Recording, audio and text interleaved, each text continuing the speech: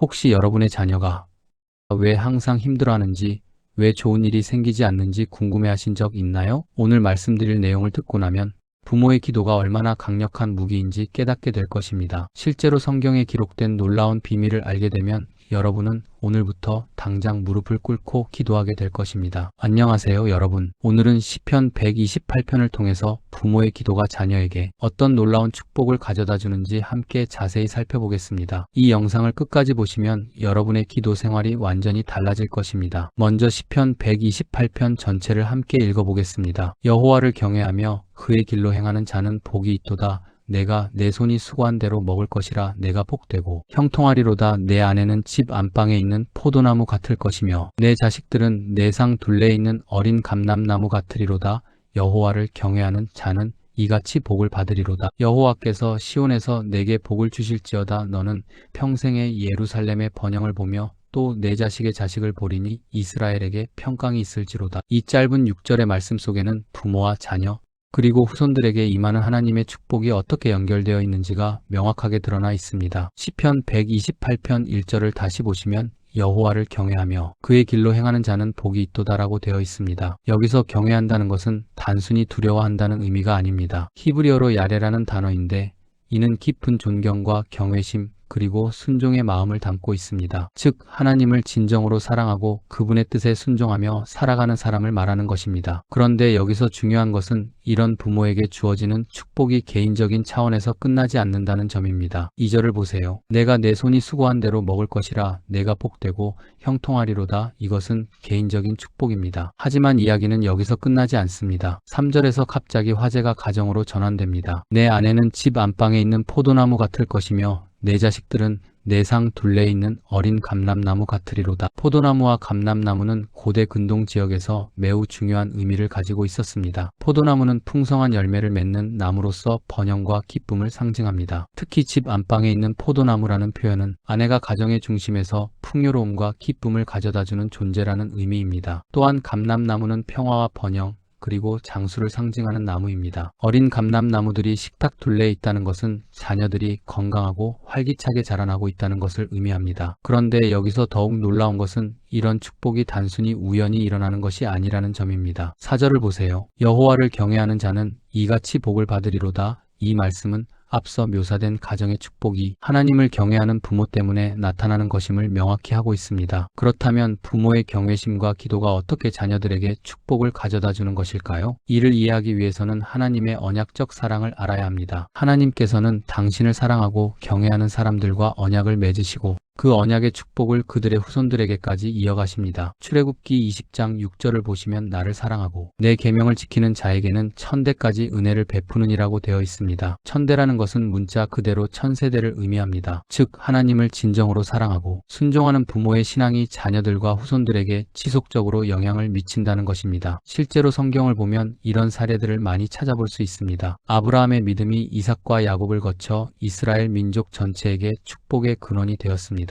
다윗의 하나님을 향한 마음이 그의 후손들에게 계속해서 영향을 미쳤습니다. 그런데 시편 128편 5절과 6절에서는 더욱 구체적인 축복을 말하고 있습니다. 여호와께서 시온에서 내게 복을 주실지어다. 너는 평생에 예루살렘의 번영을 보며 또 내 자식의 자식을 보리니 이스라엘에게 평강이 있을지로다. 여기서 주목해야 할 것은 내 자식의 자식을 보리니라는 표현입니다. 이것은 단순히 손자 손녀를 보게 된다는 생물학적 의미가 아닙니다. 히브리어 원문을 보면 바님 레바네카라고 되어 있는데 이는 내 자녀들의 자녀들이라는 의미로서 대대로 이어지는 축복을 나타냅니다. 즉 하나님을 경외하는 부모의 신앙이 자녀들에게 전수되고 그 자녀들이 또다시 자신의 자녀들에게 신앙을 전수하는 영적인 유산의 연속성을 말하는 것입니다. 이것이 바로 부모의 기도가 가져다주는 가장 큰 축복입니다. 그렇다면 구체적으로 부모의 기도가 자녀에게 어떤 영향을 미치는지 살펴보겠습니다. 첫째, 부모의 기도는 자녀들 주변에 영적인 보호막을 형성합니다. 욥기 1장을 보면 욥이 자녀들을 위해 지속적으로 제사를 드리고 기도했다는 기록이 나옵니다. 그의 아들들이 각각 자기 집에서 잔치를 베풀고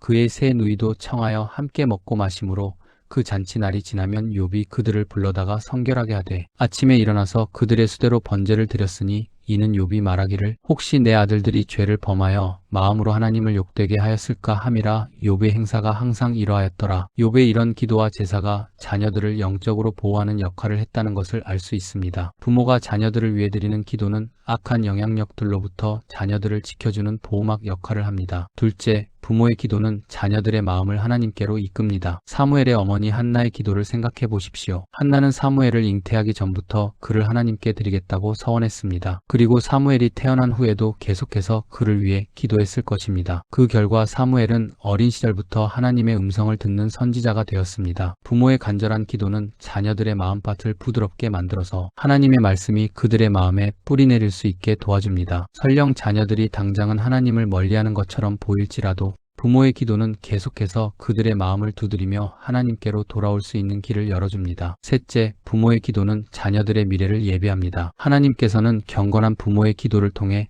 자녀들이 가야 할 길을 미리 준비해 주십니다. 잠언 22장 6절에서 말씀하시기를 마땅히 행할 길을 아이에게 가르치라. 그리하면 늙어도 그것을 떠나지 아니하리라고 하셨습니다. 여기서 마땅히 행할 길이라는 것은 단순히 도덕적 교육만을 의미하는 것이 아닙니다. 히브리어로 알피 다르코라고 되어 있는데 이는 그의 길을 따라서라는 의미입니다. 즉, 각 아이가 가진 고유한 달란트와 소명에 따라 하나님께서 예비하신 길을 가르치라는 것입니다. 부모가 자녀를 위해 기도할 때 하나님께서는 그 자녀의 고유한 소명과 달란트를 부모에게 보여주시고 그에 맞는 교육과 환경을 예비해 주십니다. 이것이 바로 부모의 기도가 자녀의 미래를 예비하는 방식입니다. 넷째, 부모의 기도는 자녀들에게 영적인 유산을 남겨줍니다. 디모데후서 1장 5절을 보시면 이는 내 속에 거짓이 없는 믿음이 있음을 생각함이라. 이 믿음은 먼저 내 외조모 로이스와 내 어머니 유니게 속에 있더니 내 속에도 있는 주를 확신하노라고 되어 있습니다. 디모데의 믿음은 하루아침에 생긴 것이 아니었습니다. 외할머니 로이스부터 시작해서 어머니 유니게를 거쳐 디모데에게까지 전수된 신앙의 유산이었습니다. 이런 영적 유산은 물질적인 유산보다 훨씬 더 귀중하고 영원한 가치를 가지고 있습니다. 부모가 자녀를 위해 드리는 기도는 단순히 그 순간의 필요를 채우는 것이 아니라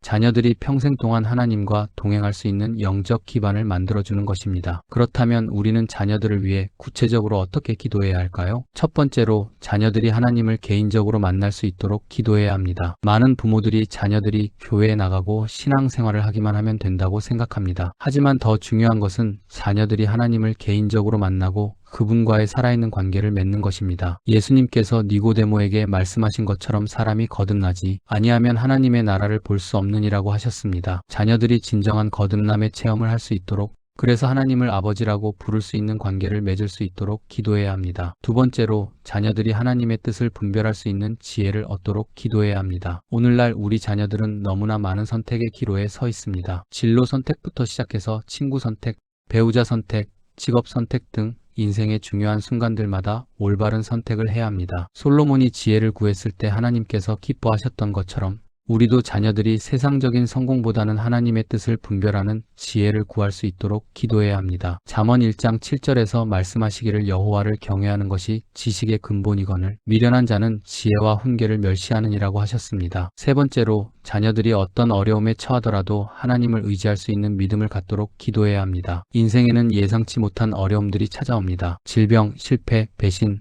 상실 등 다양한 고난들을 만나게 됩니다. 이런 때에 자녀들이 절망하거나 하나님을 원망하지 않고 오히려 더욱 하나님을 의지할 수 있는 믿음을 갖도록 기도해야 합니다. 시편 23편 4절의 말씀처럼 내가 사망의 음침한 골짜기로 다닐지라도 해를 두려워하지 않을 것은 주께서 나와 함께 하심이라고 고백할 수 있는 자녀들로 자라나도록 기도해야 합니다. 네 번째로 자녀들이 하나님께서 주신 달란트를 발견하고 그것을 하나님의 영광을 위해 사용할 수 있도록 기도해야 합니다. 모든 사람은 하나님께서 주신 고유한 은사와 달란트를 가지고 있습니다. 자녀들이 자신의 달란트를 발견하고 그것을 개발해서 하나님의 나라를 위해 사용할 수 있도록 기도해야 합니다. 다섯 번째로 자녀들이 경건한 배우자를 만날 수 있도록 기도해야 합니다. 결혼은 인생에서 가장 중요한 선택 중 하나입니다. 자녀들이 하나님을 경외하며 함께 신앙생활을 할 수 있는 배우자를 만날 수 있도록 미리부터 기도해야 합니다. 그리고 자녀들 자신도 경건한 배우자가 될 수 있도록 준비시켜야 합니다. 여섯 번째로 자녀들을 통해 하나님의 이름이 영광을 받을 수 있도록 기도해야 합니다. 궁극적으로 우리의 목표는 자녀들이 세상적으로 성공하는 것이 아니라 하나님의 영광을 나타내는 것입니다. 자녀들의 삶을 통해 하나님의 사랑과 은혜가 드러나고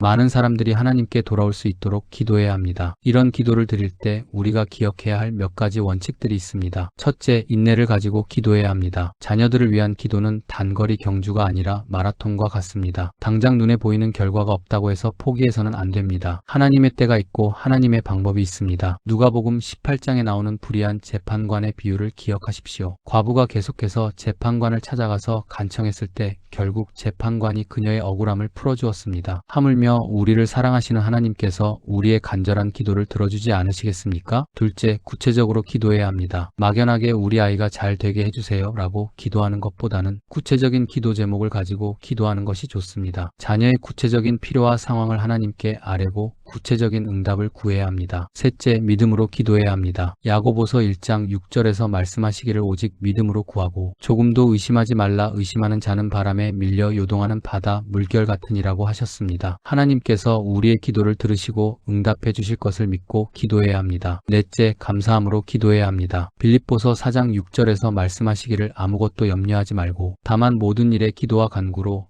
너희 구할 것을 감사함으로 하나님께 아뢰라고 하셨습니다. 자녀들을 주신 것에 대한 감사, 지금까지 지켜주신 것에 대한 감사를 가지고 기도해야 합니다. 실제로 성경에는 부모의 기도가 자녀에게 놀라운 축복을 가져다 준 사례들이 많이 기록되어 있습니다. 아브라함의 경우를 보십시오. 하나님께서 아브라함에게 내 씨로 말미암아 천하 만민이 복을 받으리라고 약속하셨습니다. 이 약속은 단순히 아브라함 개인에게만 해당되는 것이 아니라 그의 후손들에게까지 이어지는 약속이었습니다. 실제로 이삭과 야곱을 거쳐 이스라엘 민족 전체가 하나님의 선민으로 선택받게 되었습니다. 이삭과 리브가의 기도도 마찬가지입니다. 창세기 25장 21절을 보시면 이삭이 그의 아내가 임신하지 못하므로 그를 위하여 여호와께 간구하매 여호와께서 그의 간구를 들으사 그의 아내 리브가가 임신하였더라고 되어 있습니다. 이삭의 간절한 기도를 통해 야곱과 에서가 태어나게 되었고 특히 야곱을 통해 이스라엘의 역사가 시작되었습니다. 한나의 기도는 더욱 놀라운 예입니다. 한나는 자식이 없어서 마음이 괴로웠지만 단순히 자식을 달라고 기도한 것이 아니었습니다. 사무엘상 1장 11절을 보시면 서원하여 이르되 만군의 여호와여 만일 주의 여종의 고통을 돌아보시고 나를 생각하시고 주의 여종을 잊지 아니하사 아들을 주시면 내가 그의 평생에 여호와께 드리고 삭도를 그의 머리에 대지 아니하겠나이다라고 되어 있습니다. 한나는 자신이 낳을 아들을 하나님께 드리겠다고 서원했습니다. 그리고 실제로 사무엘이 태어난 후에 그를 성전에 드렸습니다. 그 결과 사무엘은 이스라엘의 마지막 사사이자 위대한 선지자가 되어 다윗을 왕으로 기름 부었고 이스라엘 역사에 큰 전환점을 만들었습니다. 다윗의 경우도 마찬가지입니다. 다윗이 밧세바와의 사이에서 낳은 아들이 죽었을 때 다윗은 깊이 회개하고 하나님께 기도했습니다. 그리고 나중에 태어난 솔로몬을 위해서도 간절히 기도했을 것입니다. 그 결과 솔로몬은 하나님께 지혜를 구하는 왕이 되었고 이스라엘 역사상 가장 영광스러운 시대를 만들어냈습니다. 신약 시대에 들어와서도 마찬가지입니다. 세례요한의 아버지 사가랴는 오랫동안 자식이 없어서 기도했습니다. 누가복음 1장 13절에서 천사가 사가랴에게 말하기를 사가랴여 무서워하지 말라. 너의 간구함이 들린지라 내 아내 엘리사벳이 내게 아들을 낳아 주리니 그 이름을 요한이라 하라고 했습니다. 세례요한은 예수님의 길을 예비하는 위대한 선구자가 되었습니다. 예수님의 어머니 마리아도 마찬가지입니다. 마리아가 예수님을 잉태했을 때부터 십자가에서 죽으실 때까지 끊임없이 기도했을 것입니다. 누가복음 2장 19절을 보시면 마리아는 이 모든 말을 마음에 새기어 생각하니라고 되어 있습니다. 마리아의 기도와 믿음이 예수님의 지상사역에 큰 영향을 미쳤을 것입니다. 바울의 동역자였던 디모데의 경우도 앞서 말씀드린 대로 외할머니 로이스와 어머니 유니게의 기도와 신앙교육을 통해 위대한 하나님의 사람으로 성장했습니다. 이런 성경의 사례들을 통해 우리가 알 수 있는 것은 부모의 기도가 결코 헛되지 않는다는 것입니다. 하나님께서는 경건한 부모의 간절한 기도를 들으시고 자녀들을 통해 놀라운 일들을 행하십니다. 그렇다면 오늘날 우리는 어떻게 이런 축복을 경험할 수 있을까요? 먼저 우리 자신이 하나님을 진정으로 경외하는 자가 되어야 합니다. 시편 128편 1절의 말씀처럼 여호와를 경외하며 그의 길로 행하는 자가 되어야 합니다. 단순히 종교적인 의식을 행하는 것이 아니라 삶 전체에서 하나님의 뜻을 구하고 순종하는 삶을 살아야 합니다. 둘째, 자녀들을 위한 기도를 삶의 우선순위에 두어야 합니다. 바쁜 일상에 쫓겨서 자녀들을 위한 기도를 소홀히 해서는 안 됩니다. 매일 정해진 시간에 자녀들을 위해 기도하는 시간을 가져야 합니다. 셋째, 자녀들과 함께 기도하는 시간을 가져야 합니다. 자녀들이 어릴 때부터 함께 기도하는 습관을 만들어야 합니다. 가족 기도회를 통해 자녀들이 기도의 능력을 직접 경험할 수 있도록 해야 합니다. 넷째, 자녀들에게 하나님의 말씀을 가르쳐야 합니다. 신명기 출애굽기 6장 6절부터 9절까지의 말씀을 보시면 오늘 내가 네게 명하는 이 말씀을 너는 마음에 새기고 내 자녀에게 부지런히 가르치며 집에 앉았을 때든지 길을 갈 때든지 누워있을 때든지 일어날 때든지 이 말씀을 강론할 것이며 너는 또 그것을 내 손목에 매어 기호를 삼으며 내 미간에 붙여 표로 삼고 또 내 집 문설주와 바깥문에 기록할지니라고 되어 있습니다. 이 말씀은 하나님의 말씀을 자녀들에게 가르치는 것이 얼마나 중요한지를 보여줍니다. 단순히 교회에서 받는 교육에만 의존할 것이 아니라 가정에서 부모가 직접 하나님의 말씀을 가르쳐야 합니다. 다섯째, 자녀들을 위해 금식하며 기도해야 합니다. 특별한 상황이나 중요한 순간에는 금식을 동반한 간절한 기도가 필요합니다. 다니엘이 21일 동안 금식하며 기도했을 때 하나님께서 놀라운 응답을 주셨던 것처럼 우리도 자녀들의 중요한 문제들을 위해 금식하며 기도해야 합니다. 여섯째, 다른 믿음의 부모들과 함께 기도해야 합니다. 마태복음 18장 19절에서 예수님께서 말씀하시기를 진실로 다시 너희에게 이르노니 너희 중에 두 사람이 땅에서 합심하여 무엇이든지 구하면 하늘에 계신 내 아버지께서 그들을 위하여 이루어 주시리라고 하셨습니다. 같은 마음으로 자녀들을 위해 기도하는 부모들과 함께 기도할 때 더 큰 능력을 경험할 수 있습니다. 이제 시편 128편의 마지막 부분인 5절과 6절을 다시 한번 자세히 살펴보겠습니다. 여호와께서 시온에서 내게 복을 주실지어다. 너는 평생의 예루살렘의 번영을 보며 또 내 자식의 자식을 보리니 이스라엘에게 평강이 있을지로다. 여기서 시온과 예루살렘은 단순히 지리적인 장소만을 의미하는 것이 아닙니다. 시온은 하나님의 임재하시는 곳, 하나님의 나라를 상징합니다. 예루살렘은 하나님의 백성들이 모여 사는 공동체를 의미합니다. 즉, 하나님을 경외하는 부모에게는 하나님의 나라의 축복이 임하고 신앙 공동체 안에서 번영을 누리게 될 것이라는 약속입니다. 그리고 이런 축복이 자녀들과 후손들에게까지 이어질 것이라는 약속입니다. 내 자식의 자식을 보린이라는 표현은 히브리어로 바님 레바네카인데 이는 단순히 생물학적 후손을 의미하는 것을 넘어서서 영적인 후손, 즉 신앙의 계승자들을 의미합니다. 자녀들이 부모의 신앙을 이어받아 다시 그들의 자녀들에게 신앙을 전수하는 영적 계승을 말하는 것입니다. 마지막에 이스라엘에게 평강이 있을지로다는 개인적 축복이 공동체 전체의 축복으로 확장되는 것을 보여줍니다. 경건한 가정들이 많아질수록 전체 공동체가 하나님의 평강을 누리게 된다는 의미입니다. 그런데 여기서 우리가 놓치지 말아야 할 중요한 점이 있습니다. 이런 축복들이 저절로 주어지는 것이 아니라는 점입니다. 시편 128편 전체를 통해 일관되게 강조되는 것은 여호와를 경외하며 그의 길로 행하는 자에게 주어지는 축복이라는 것입니다. 즉, 부모가 단순히 자녀들을 위해 기도하기만 하면 되는 것이 아니라 자신의 삶 전체가 하나님을 경외하는 삶이어야 한다는 것입니다. 자녀들은 부모의 말보다는 부모의 삶을 보고 배웁니다. 부모가 진정으로 하나님을 사랑하고 순종하는 모습을 보일 때 자녀들도 그런 신앙을 갖게 됩니다. 오늘날 많은 기독교 가정에서 자녀들이 교회를 떠나거나 신앙을 버리는 경우를 봅니다. 그 이유 중 하나는 부모들이 입으로는 하나님을 믿는다고 하면서도 실제 삶에서는 세상과 다르지 않은 모습을 보이기 때문입니다. 자녀들은 이런 이중적인 모습을 보면서 신앙에 대해 회의를 갖게 됩니다. 반면에 부모가 진정으로 하나님을 경외하며 살아갈 때 자녀들은 살아계신 하나님을 경험하게 됩니다. 부모의 기도가 응답되는 것을 보고 부모가 어려움 가운데서도 하나님을 의지하는 모습을 보면서 자녀들의 신앙이 자라나게 됩니다. 또한 우리가 기억해야 할 것은 하나님의 시간표가 우리의 시간표와 다르다는 점입니다. 때로는 우리의 기도가 당장 눈에 보이는 결과를 가져오지 않을 수도 있습니다. 자녀가 하나님을 멀리하거나 방탕한 생활을 할 수도 있습니다. 하지만 그렇다고 해서 부모의 기도가 헛된 것은 아닙니다. 누가복음 15장의 탕자의 비유를 생각해 보십시오. 아버지는 집을 나간 둘째 아들을 위해 끊임없이 기도했을 것입니다. 그리고 매일 아들이 돌아오기를 기다렸습니다. 결국 아들이 돌아왔을 때 아버지는 달려가서 그를 맞이했습니다. 이 비유는 하나님 아버지의 사랑을 보여주는 것이지만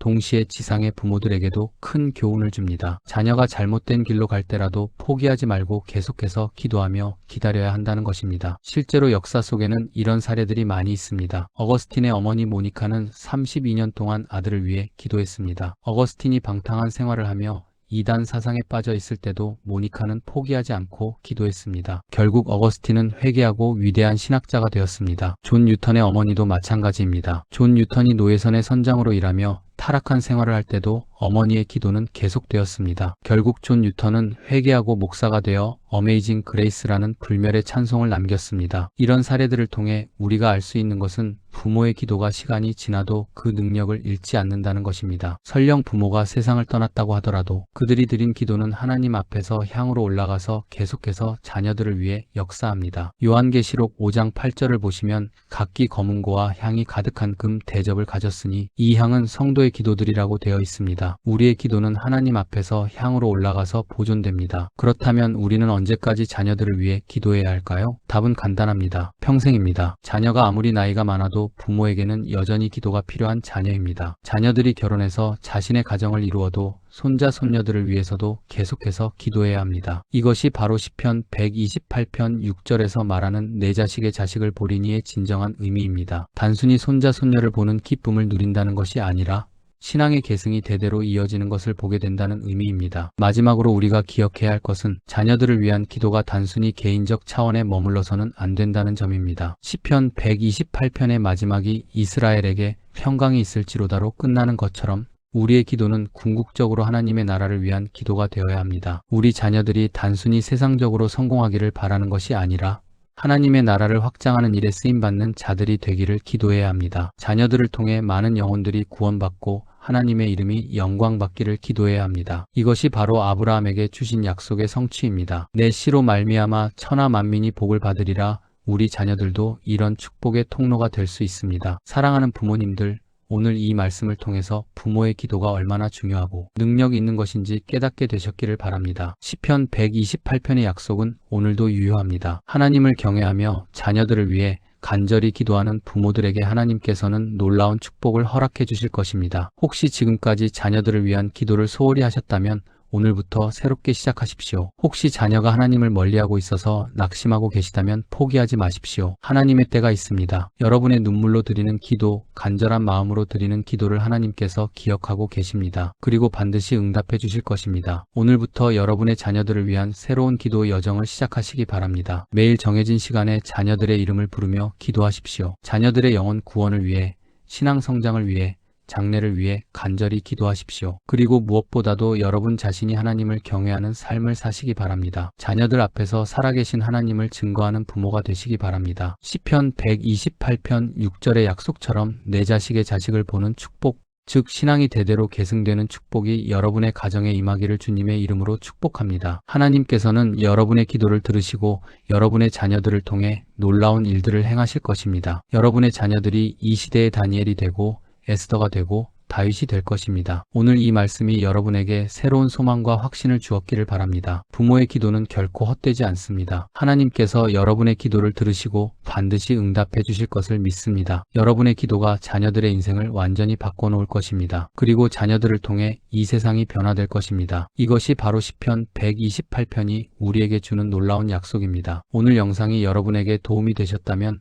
구독과 좋아요 버튼을 눌러주세요. 그리고 댓글로 여러분의 기도 제목이나 간증을 나눠주시면 함께 기도하겠습니다. 다음 영상에서는 어떻게 구체적으로 자녀들을 위한 기도 리스트를 만들고 체계적으로 기도할 수 있는지에 대해 말씀드리겠습니다. 여러분 모두가 시편 128편의 축복을 충만히 누리시기를 주님의 이름으로 축복하며 기도합니다. 다음 영상에서 또 만나요. 하나님의 은혜가 여러분과 여러분의 가정에 충만하시기를 바랍니다. 감사합니다.